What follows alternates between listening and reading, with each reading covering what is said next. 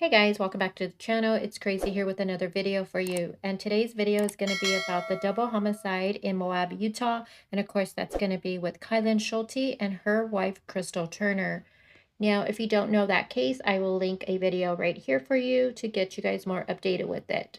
Now, 4 days ago, new information has come to light when it comes to this case.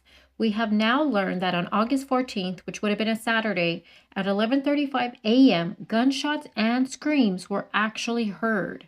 14th, which was the Saturday of August, where what we're hearing, we've been hearing rumors for a while now that there was, at 11:35 that morning, there were gunshots heard and screams. So we didn't know whether to accept that, to believe that or not. But this morning, from a more reliable source, closer to the case, we've heard that indeed that was what was being collected.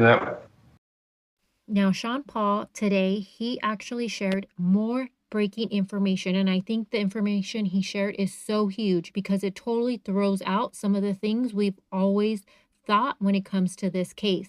Now we're learning that the women were actually seen in town on the 14th. Remember, we're all told that on the 13th, when they were at Woody's and then they went to their friend's house afterwards, was the last time anyone actually seen them. Well, now new information is being learned. That is, they were actually seen on the 14th in town, and they were talking about this creeper guy. I'm going to go ahead and read what Sean Paul shared with everybody today. Okay, as you can see, he says that Kylen and Crystal were both up on August 14th. Now, they were in town. Now, he's saying that Kylen was on the front of the Harley driving and Crystal was on the back. Now, two separate witnesses, they say the same thing, same place, same time, and same description. The girls pulled up behind one of their dear friends, and she pulled into Chevron to visit them for 10 minutes at 9 a.m. Again, this is Saturday, August 14th. The girls were laughing and telling her that they taught Kylen how to drive the Harley, and Kylen was driving Crystal around, and she even rode Crystal all the way around the loop road that week. The friend knows for a fact it was Saturday at 9 a.m. because she picked up a rental car and drove to SLC at 10 a.m. sharp. Them and their friend also visited about the creeper, so meaning that Kylen and Crystal told their friend about this creeper dude. And this is important, he says. The girl said, now check this out, that they were going up there to move because this a-hole was telling them that this was his area and they had to leave. This possessive verbiage is the clue. At this point, I believe, again, Sean Paul believes, the creeper was fighting with his own inner demons and he wanted the girls to leave, possibly so he wouldn't kill them. And he's asking like if that's possibly why he wanted them to leave. Now, I agree with Sean Paul with that this verbiage is very important because I can't help and think that the way this guy said this was his area and the girls had to leave, I'm having a hard time to believe that this guy just went out there for, a vacation, went out there once a year. To me, it seems like he possibly was out there a lot. He says that the girls went back up there to move safely at daylight, but he was waiting, this creeper dude. He was upset and he obviously had a gun. Now, he says that the girls did not sleep in and the girls were not in their PJs, so that this makes this a sexual crime. He made them strip, he filled them full of bullets, and then he dragged them to the creek and nobody saw anything 50 steps off the loop road right before high noon while there was a wedding. Now, I've been saying this since I started covering this case. Once we learned that the women didn't show any signs of SA, it always bugged me how they were found. One had their bra raised up to expose the breast, both undressed from the bottom down, one just in a tank top. It always bugged me, and I always thought that this creeper probably got some sexual satisfaction in this crime. Let's take a listen to Mike King from Profile Evil and see what he has to say about the crime scene. The thing that's really interesting to me, and Jason is to be credited for really bird dogging this thing, is that 11 o'clock in the morning is something that would be more significant because of the organizational level of a crime like this. And of course, the way that that crime scene looked and some of the things that we've been able to see and talk about would really suggest that it was a pretty disorganized crime scene. Things fell apart pretty quickly, and what happened didn't fit this fantasy that the predator had in mind when all of this happened. What this is going to really mean for us in the community is that this offender most likely left the area in a disorganized manner, probably really driving quickly, erratically.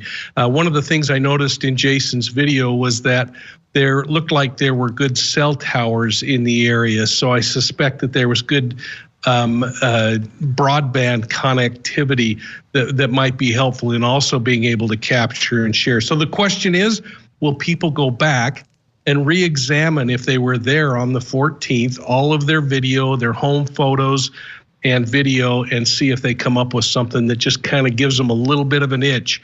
And if so, turn it over to the sheriff's office. It is so important that the community, especially the community around that market, the McDonald's, that hiking area and that camping area, really think about the personalities they were coming across, because this is an individual who is really angry, for one thing. I mean, this was very personal. It was over the top in the assault itself. And there's a level of anger there, Vinny, whether it has something to do with the same-sex relationship, or something to do with the environment that they're in, or mental illness, or drug-induced.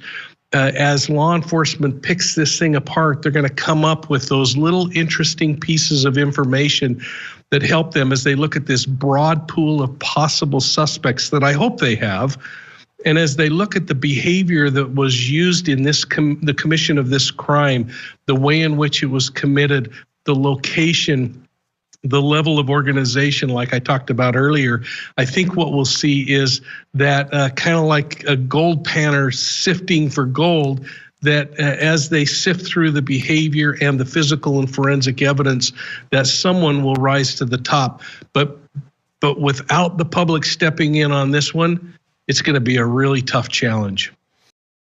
If you have any information, please contact the private investigator, Jason Jensen, or call the tip line at 435-259-8115. If you can, please give this video a thumbs up, share it on all your social media outlets. We need to spread awareness with this information. Somebody knows something. This might be the clue that they need. Maybe this will stand out to somebody, how this guy got so angry with them, claiming that this was his area. Again, share this, like it, and with that being said, I'll talk to you guys all soon. Bye, guys. Kylen was great. She was really sweet. She was very attentive. Kylen was a professional at listening. She actually paid attention to what people were telling her, and then she recalled it. So she was a treat to visit with. Crystal and her had an incredible relationship. They really blossomed together. The two of them combined ended up with the strength and power of three people. It's amazing to see this kind of a relationship. For me, I can only compare it to my parents, but I mean, Kylen and Crystal's love is something that you only see it once in a lifetime. Definitely it was short-lived, but it was a super bright light that, we hope it won't go out.